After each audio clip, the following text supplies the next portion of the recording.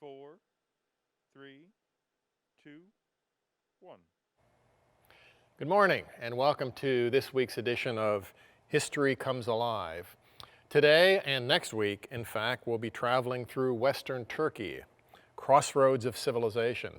This program is near and dear to me because it's really had its genesis in 2013 when I took a 3-week tour with an archaeological and historical consultant to Western Turkey. So a lot of the images you'll see here, especially the present day images, I photographed myself. Now, Turkey of late has not been too hospitable to Western tourists, but hopefully at some point that will reopen again, and many people, maybe including some of you, will have an opportunity to experience the treasures of Western Turkey. So let me talk a little bit about our slide here, if you want to bring up my opening slide again. So very often I try to encapsulate the theme of a program in the opening slide. So here you have Crossroads of Civilization, of course, and you certainly know that Turkey is a predominantly a Muslim country. These are the domes and minarets of the great city of Istanbul, not the capital, but the largest city in Turkey. But you may not realize Turkey was a very important part of the Roman Empire. This is a picture of the remains of the gymnasium in the city of Sardis. I'll be talking about that in a few minutes. There were actually 575 Roman cities in what is now Western Turkey versus only 78 in Gaul and only 25 in Britain. So very important in the Roman Empire, even after the decline of the Roman Empire in the West. Down here is a Christian image. This is from a cave church in Cappadocia. We'll be visiting there next week. And you may not realize that the area of Western Turkey was the largest region of Christian influence in the early years of Christendom. In fact, if you recall, the book of Revelation refers to the 7 churches of Asia. Those churches were in Western Turkey. And I also should point out that in the 3rd century, there was a bishop in present-day Turkey, the city of Myra. His name was Nicholas. He became Saint Nicholas. He had legendary reputation for making gifts in secret to deserving people. And of course, that's the origin of the legend of Saint Nicholas, whose name then became transmogrified into Santa Claus. So there's another fascinating Christian connection with Western Turkey. Let me refer you now. I know a lot of you already have received this map via email. Shows the sites we're going to be visiting. By the way, here's Myra, where St. Nicholas did his good deeds many centuries ago. We won't be visiting Myra, nor will we be visiting Tarsus. I'll be talking about St. Paul's journeys later on. But all these other locations were encompassed in that 3-week tour in Western Turkey back in 2013. Covered a lot of ground, and I'm happy to be able to take you along on kind of a virtual tour through that same terrain. This area, I should mention, is referred to classically as Anatolia. And my handout refers to Anatolia on the back side. So Anatolia is the geographic name for what became later on the Republic of Turkey. And I want to point out again before we leave the map, so much of Turkey here is a highland, a fertile highland, sort of similar to the western plains of America. Very little desert in Turkey, so very productive agriculturally here, and there are numerous rivers that lead down river valleys into the Mediterranean, or the Aegean portion of the Mediterranean here. These locations, notice all of these very important cities along the Aegean and Mediterranean coast of Turkey. These became Greek colonies. They were very conducive to seaborne trade, and beginning in the first millennium BC, important Greek cities. And I'll be talking a lot about the Greek influence today, early on in the history of Turkey. But I'm going to begin right here, a place that you may have not heard of before, Çatalhöyük. The name is Turkish for forked hill. Early in the 1960s, excavations here uncovered what may be the second oldest human settlement ever to be discovered. Jericho is often considered the oldest. But this is a late Stone Age site, and we had an opportunity to walk around. It's still a very active excavation site. You can see the dig down through multiple levels to the bottom here. This was occupied for about 1,400 years. Very important historically, very important archaeologically to begin our journey through the history of Western Turkey. Here's an artist's rendering of what Çatalhöyük looked like at its heyday.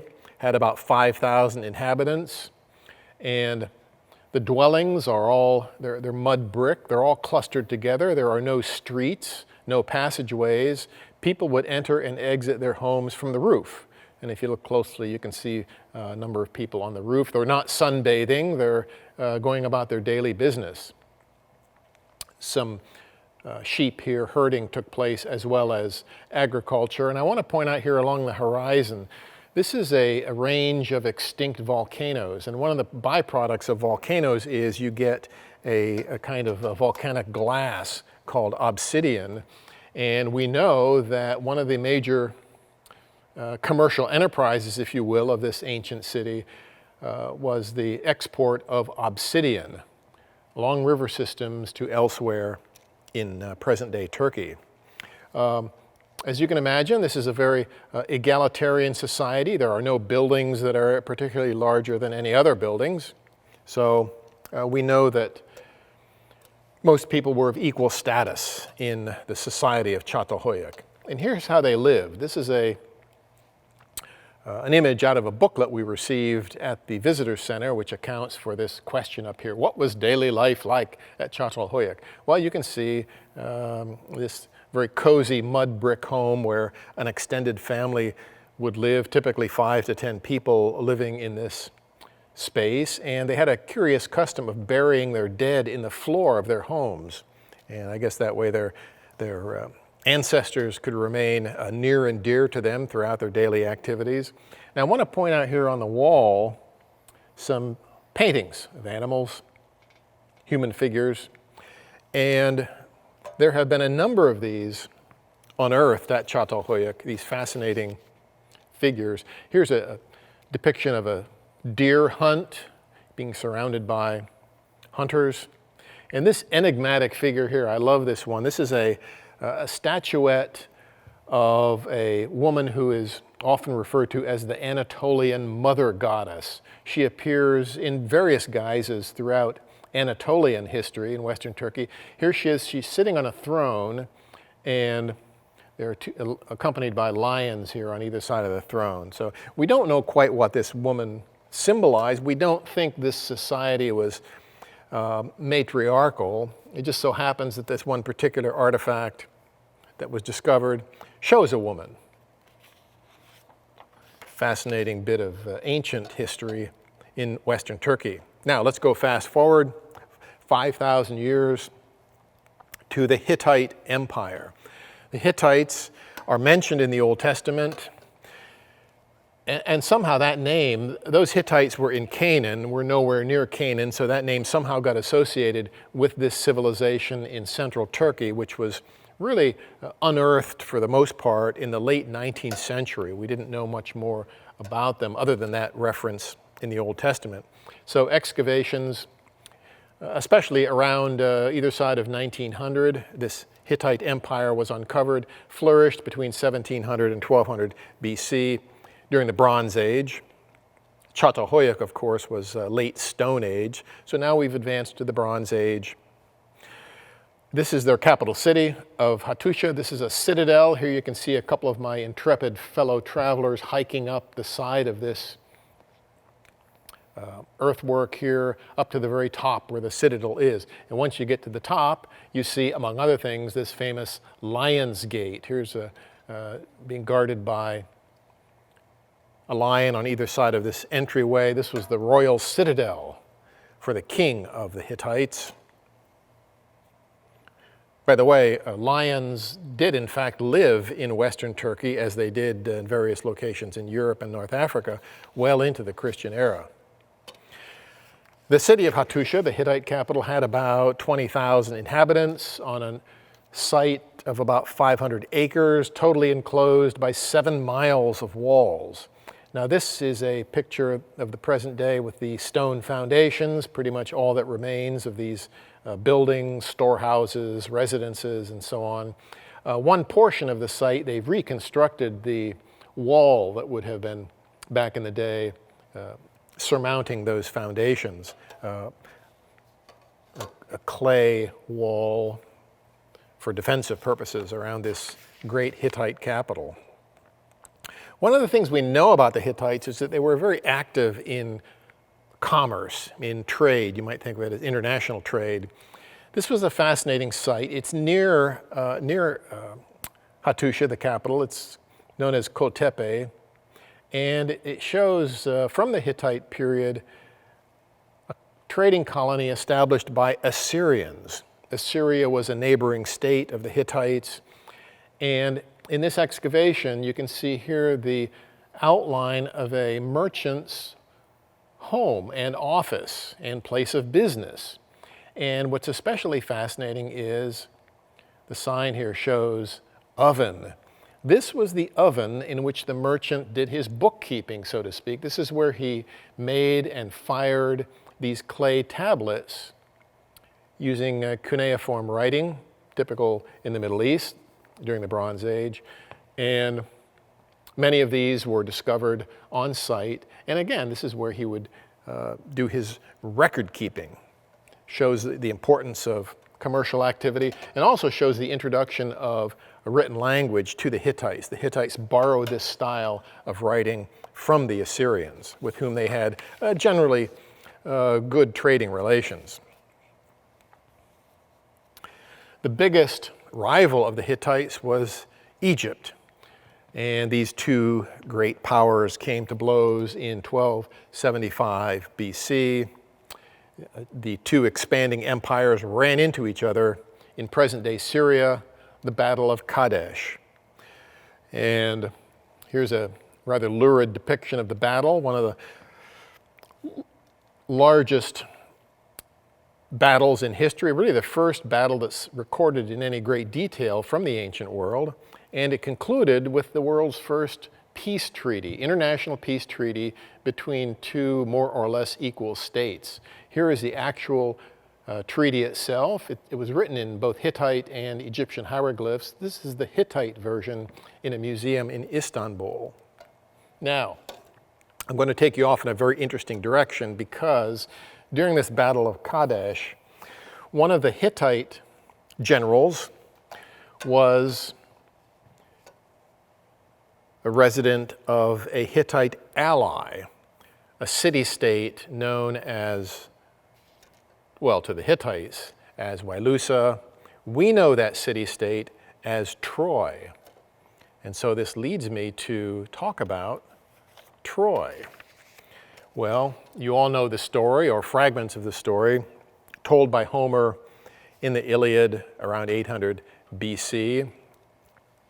Here's one of the heroes of the Trojan War as recounted by Homer. This is Achilles, the Greek hero. He's dragging the body of his arch enemy Hector in front of the walls of the city of Troy. The story in general recounts how the son of the king of Troy kidnapped the wife of the king of Sparta. Then the Achaeans, or Greeks, ancient Greeks, mounted a military expedition to punish the Trojans and get Helen back. Helen had, it was said, the face that launched 1,000 ships. After a 10-year siege, the Greeks snuck into Troy in the body of a giant wooden horse, and that gives them the opportunity to sack the city of Troy, and then they endure a further 10 years returning home, as recounted in the the great Odyssey of Homer. So that begs the question, was there a Trojan War?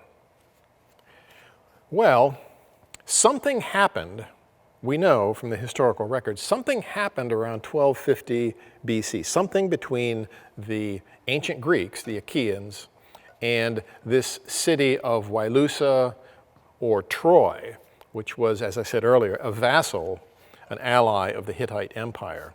Might have been nothing more than a series of raids over trade prospects. Maybe it was a fight over control of Western Turkey. But in any event, Homer visited the site of this encounter in Troy and created a great story around it, the Iliad. Iliad is taken from the Greek word for Troy.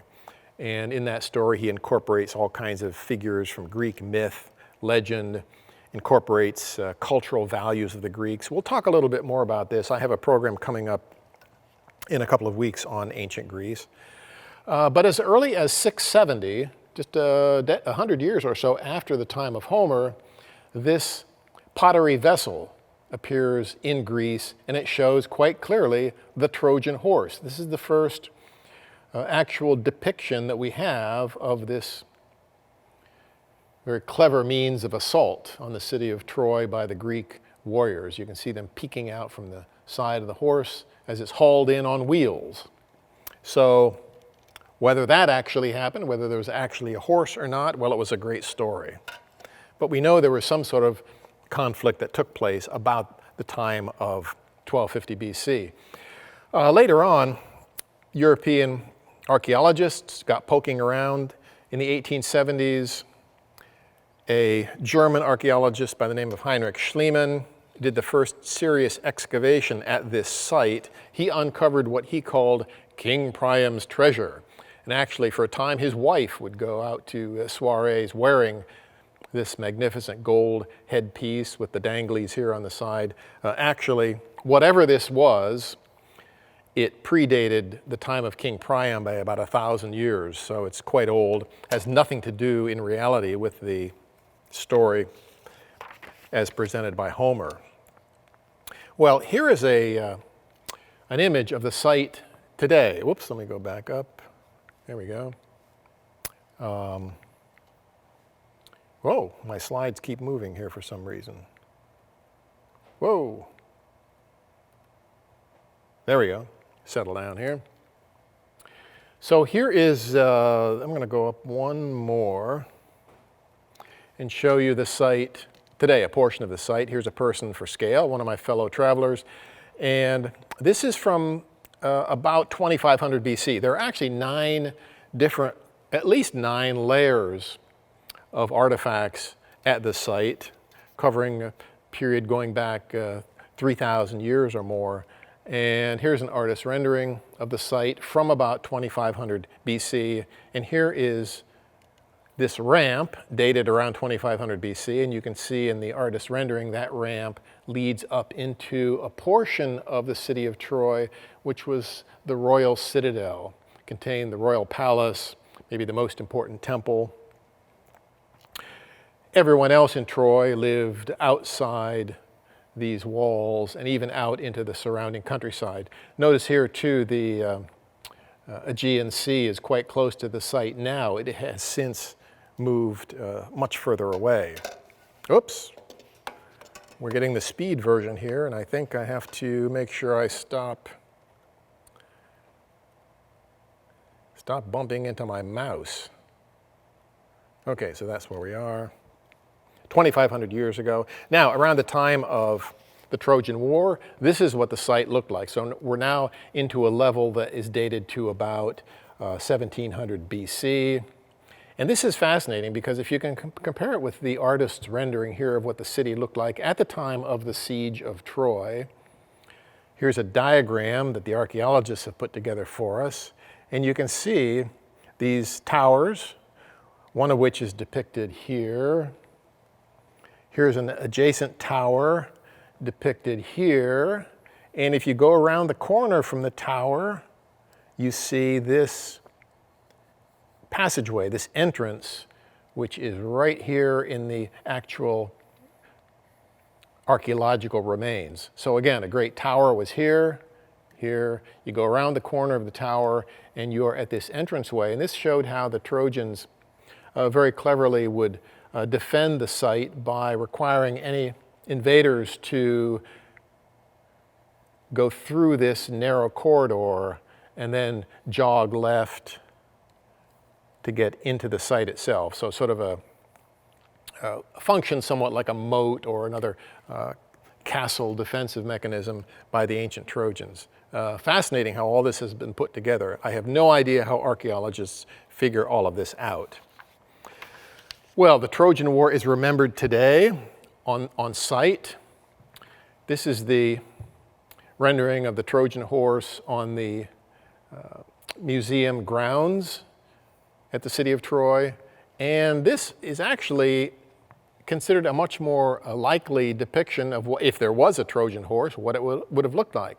This is a prop from the 2013 movie Troy, which, according to the professor who guided us around the site, the movie was quite accurate in how it depicted a lot of the physical aspects of Troy. And so this was left behind as a gift from the movie producers on site very near the site of the Trojan War. Now, across from that horse, across from Troy, is the Strait of Dardanelles, which leads out into the Aegean Sea, and the city of Çanakkale, present-day site of Troy, where the ill-fated Gallipoli campaign took place during World War I. This was a disastrous naval and amphibian effort to attack the Ottoman Empire. The Ottomans were allied with the Germans in World War I. The Allies, especially the Brits, hoped to relieve pressure on the Western Front, maybe capture Constantinople and find a way through the Black Sea into Russia, the ally of the West. About 500,000 British, Australian, New Zealand, Canadian forces took place. Here they are landing for the battle. Here the battle is underway. Another wonderful movie starring Mel Gibson, by the way, on the subject of Gallipoli. Well, it was a disaster for the Brits. The Anzac forces left about 50,000 dead. The mastermind of this operation, by the way, was Winston Churchill, First Lord of the Admiralty. He resigned after this debacle in 1916, went on to redeem himself by getting a posting as a battalion commander on the Western Front. Now let's move ahead a few centuries to the Phrygian kingdom. You haven't heard about them, but you've heard about some aspects of this civilization. This is one of a number of small states that replaced the Hittite Empire, which gradually splintered in Western Turkey. The capital of the Phrygian Empire was at a place called Gordion. And these are the foundations, present-day foundations of Gordion. And the most famous legend associated with the Phrygians and Gordion is the Gordian knot, shown here being cut by Alexander the Great in this historic painting. Story is that very early on in Gordian history, the king tied an ox cart to his palace with a very elaborate knot. Later on, an oracle said that whoever would be able to untie this knot would rule all of Asia. So sure enough, around 330 BC, Alexander is passing through the region. Gordion was under Persian domination. Alexander cuts the knot very cleverly, goes on to conquer not only the territory of Gordion, but all of the Persian Empire. And that legend is still preserved today in the story of the Gordian knot. Well, the most famous king of Gordion was not Gordius, who tied that famous knot, but Midas. King Midas lived around 700 BC.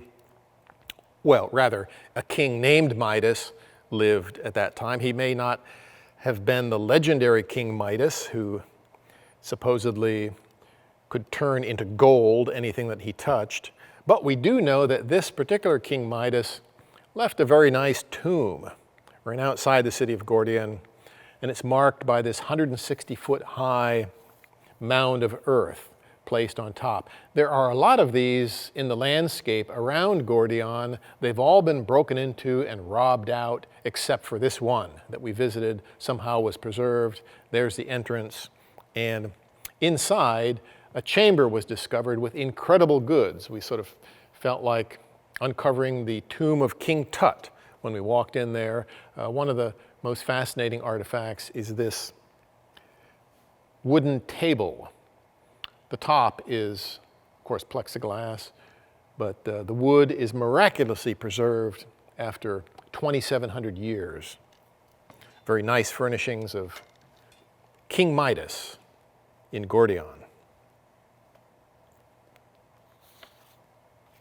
Around the time of Midas's death, 700 BC, the power is shifting in this region, and the Phrygians give way to the Lydians, and the Lydian capital is at Sardis. And the most important king of the Lydians was Croesus, King Croesus. You know the phrase, as rich as Croesus. During the reign of Croesus, the Lydians invented coinage. And this is a very early coin from the time of King Croesus, about 550 BC. Shows a lion and a bull on it, found in a riverbed. Gold is relatively common in the streams that wash down from the highlands of Turkey into the Aegean Sea. Like Gordion, Sardis had been conquered by the Persians. Later, of course, Alexander took the region on his way to conquer all of Persia. Then in 133 BC, Sardis became a Roman colony. And from then until well into the 4th century, Sardis was a very wealthy metropolis in Roman Asia, as it was known. And here's a wonderful example of the good life in the Roman Empire. This is from the 1st century AD. It's in Sardis, the excavations at Sardis, and it shows the most impressive building on the site. There was an image of it in my opening slide, but here's a close-up of the facade of the gymnasium. So out in front is the palestra where the wealthy Romans would exercise. Then they would enter through here, and on the other side you find the 3 baths, the hot, the warm, and the cold bath, typical of Roman civilization everywhere.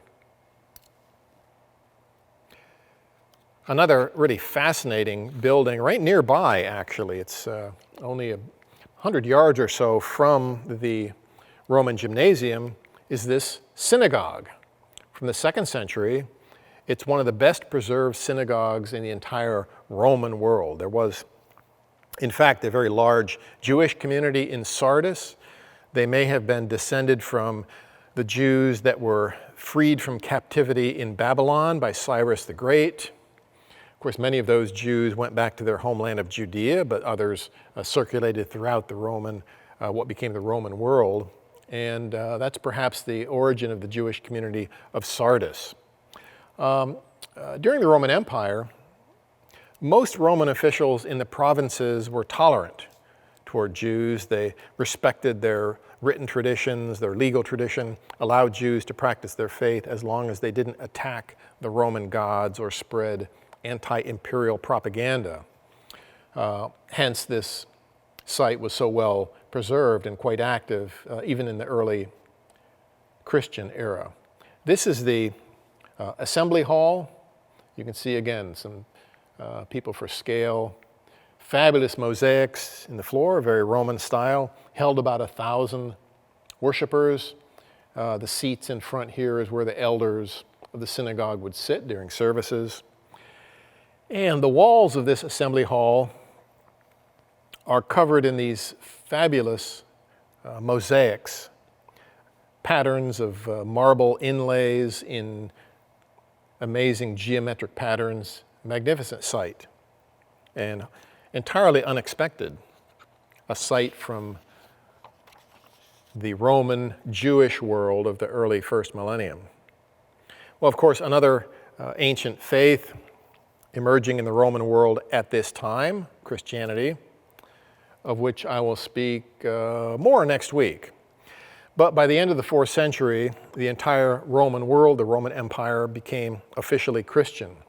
And here's a remarkable artifact from that period. So this, we're near Sardis, on the outskirts of Sardis, and here is the Temple of Artemis, Roman goddess, and it's in disrepair. And what has been built on the remains of the temple is a Christian chapel.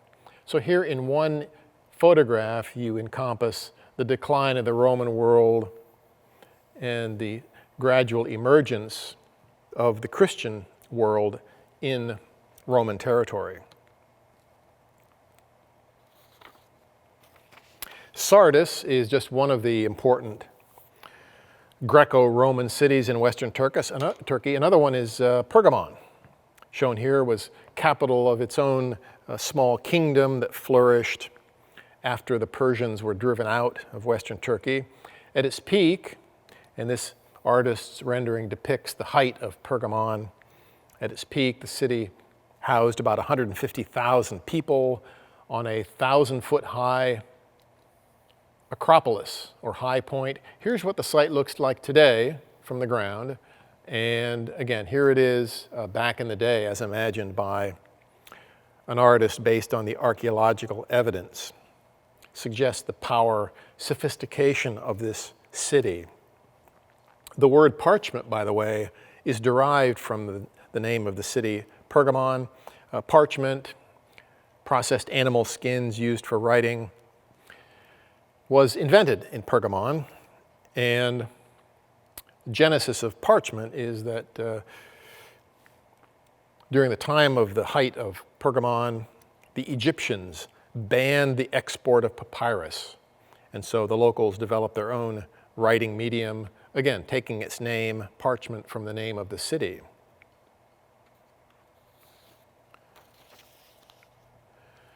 Pergamon eventually became Roman ally, was actually the capital of the Roman province of Asia. But the original Greek influence remained very strong in Pergamon. And you see this in the public architecture of Pergamon. Here is a very typical Greek-style theater perched on this slope, very steep slope, on the side of the citadel. Here is the location of that as imagined back in the day. Here are the remains of it today. You're definitely up in the nosebleed section when you're up in here. Would seat about 10,000 people. This is actually the steepest array of theater seating anywhere in the ancient world. Well preserved today, and in fact, you could speak from this point up here, and you would be very well heard down here where the action would take place in the theater. Testament to acoustic design under the ancient Greeks. Here's another area on the citadel shown right here, this massive altar to the god Zeus. About 100 square feet, depicting gods and heroes important to the legendary history of Pergamon. Unfortunately, it's not at Pergamon anymore. In the late 19th century, German archaeologists dismantled it and rebuilt it at a museum dedicated to Pergamon in Berlin. But a very interesting point I want to make about this altar of Zeus. In Revelation 2:13, John writes to the small Christian congregation in Pergamon, and he says, I quote, "I know where you live, where Satan has his throne." And we believe that reference to Satan's throne is John's terminology for this altar, which actually existed atop the city of Pergamon. Fascinating connection between scripture and the archaeological evidence in Western Turkey. Down below the citadel in Pergamon is another fascinating site. There's so many of these in Turkey, it's hard to decide when to end the discussion. So this is at a healing sanctuary called an Asclepion, named after Asclepius, the Greek healer god, founded in the 4th century BC.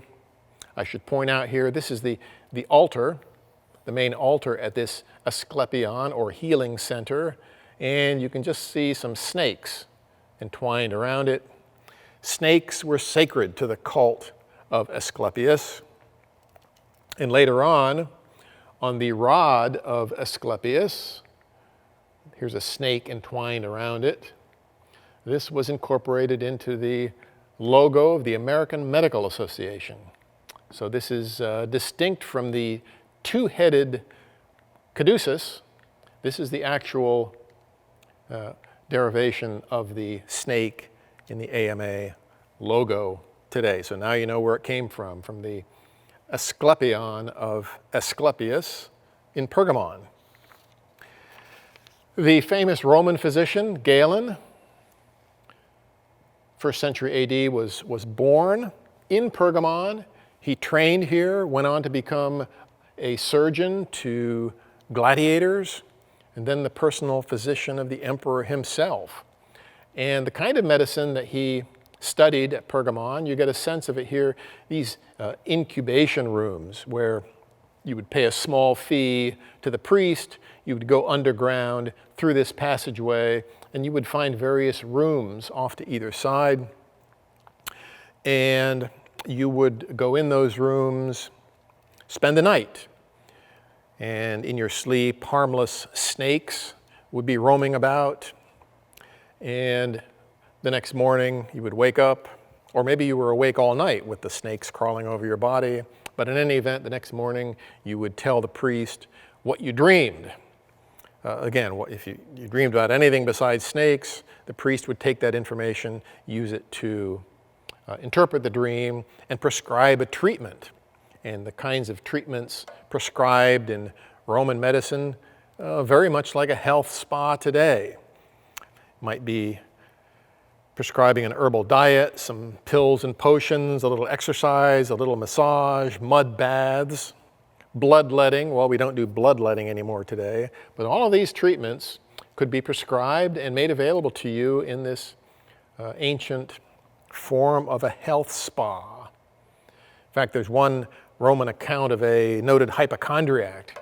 He spent 2 years at Pergamon and felt a little bit better afterwards, after expending a great deal of money on donations and fees to the priests operating the healing center. We're going to look now at a number of other smaller cities, again, none of which you've probably heard of before, but they provided such a wonderful glimpse of Greek and Roman culture. A great surprise to me that, we are now 500 years or more before the Islamic period that we associate with Western Turkey. But now, so important, this predecessor culture. This is the city of Sagalassos, the highest Roman site in Turkey. The elevation is about 4,000 feet. This city had a population of about 20,000 people. And in a very small area, all of the features, the architectural features of a Greek city are laid out for view of tourists.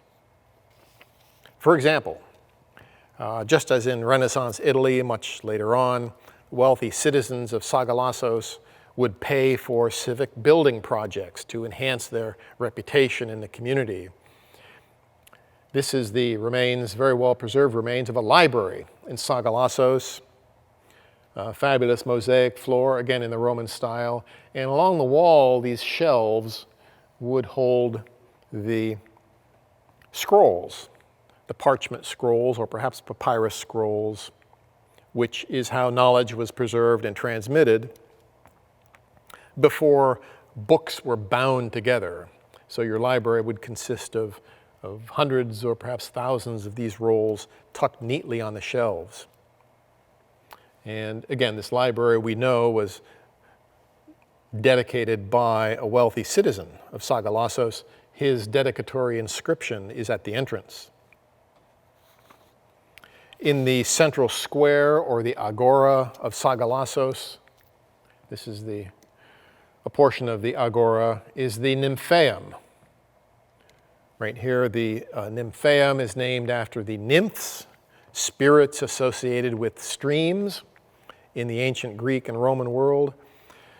The public water supply was piped to this Nymphaeum from springs higher up on the mountainside. And of late, the pipes have been hooked up again, and you can see water is still flowing from this Nymphaeum as it did 2,000 years ago. The system still works. Again, another tribute to ancient engineering.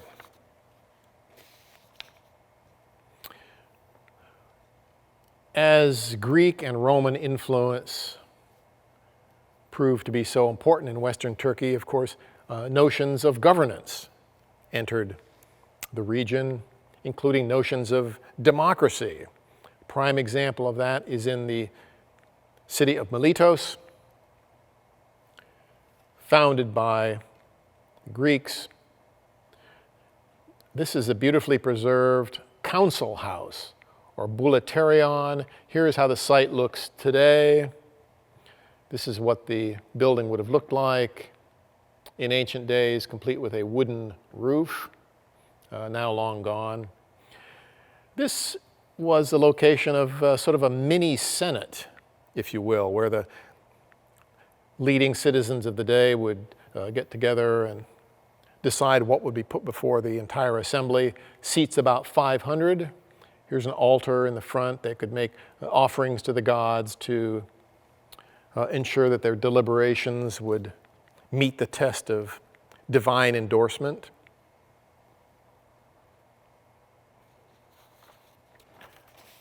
The final city we'll be visiting is Aphrodisias. And in Aphrodisias is a magnificent example of a Greek-style theater. Again, just imagine seeing all these things, not in Greece, but in Western Turkey, so important to Greek and later Roman civilization. This would seat about 5,000 spectators. And in addition to the seats, this area up front is called the skene. It would serve as a backdrop for the action. The action would take place on the stage, but the skene would provide a backdrop, and perhaps if the gods needed to enter the scene, they would be lifted from a crane behind the skene and dropped, deus ex machina, dropped onto the main stage area. The word skene gave rise to the term scene. And another word that derives from Greek theatrical practice is the word orchestra. The orchestra was this area of a Greek theater where the singers and dancers would perform to accompany the action on the stage. This is another artifact, the architecture of Aphrodisias. The Odeon, or music hall, smaller version of a theater, would seat about 1,500 people. There again, my fellow tourists for scale. And this would be used for concerts, meetings, public debates. By the way, this is not a fountain area. This is actually an infusion of groundwater that's damaging the remaining stone here in this Odeon.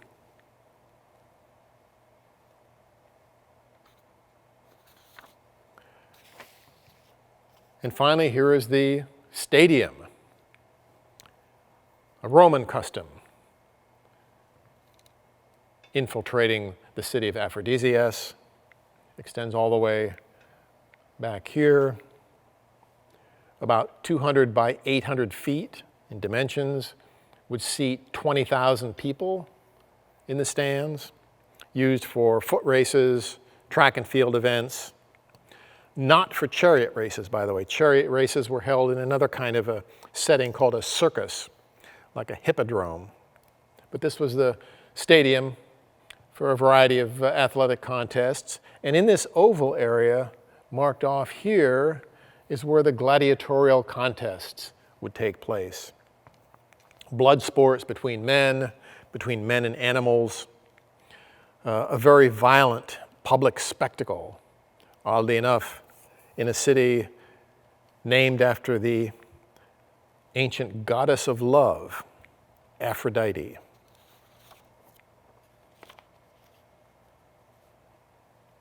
As I alluded to earlier, though, a very different view of the world, different view of man, a different view of God is spreading across Western Turkey during the time of the Roman Empire. And the greatest messenger bearing that news is the Apostle Paul, shown here in a much later depiction. Paul was born in Tarsus. Tarsus is on your map if you have it in front of you. Born around the time of the life of Christ. He was both a Roman citizen and a Jew. After he converted to Christianity, he made 3 long missionary journeys across Western Turkey and Greece from about 40 to 56 AD. He preached, founded churches, wrote extensively, laying many of the foundations of Christian theology. And this is a photograph of a Roman road of the kind that Paul would have walked on his journeys through Western Turkey. So in that sense, although Christianity was sometimes opposed by Roman officials, Christianity really benefited greatly from the Pax Romana, the period of order and stability across the Mediterranean world in the 1st century, 2nd century AD. So Paul is, again, a beneficiary of Roman institutions, a beneficiary of Roman architectural and public works. But, of course, Christianity is destined to clash with Roman officials, with the Roman world, and we will see that next week when we resume our journey in the city of Ephesus. And you might want to, between now and next week, look at Acts. I'll send out the information tomorrow, where to look in the Bible for some interesting and relevant historical information about Western Turkey in the Bible. So I'm going to look now and see if we have any questions that have come in over the transom. All right, no questions on Western Turkey. So, as I said, next week we'll be picking up the story in Ephesus. And we'll talk about the rise and expansion of Christianity in Western Turkey. Then, of course, the influence of Muslim invaders, the Seljuks, the Ottomans. We'll continue on really up to the present day, because I have an amazing story to tell you next week about momentous events that occurred in Istanbul and throughout Turkey during the time when I was traveling there in 2013. The Gezi Park riots in Istanbul, response to the increasingly authoritarian rule of Recep Erdogan, president of Turkey. And so we'll end up really in the present next week. We'll take you all the way from the time of early Christianity to the present and challenges that Turkey faces today as it tries to find a place for it in the international community.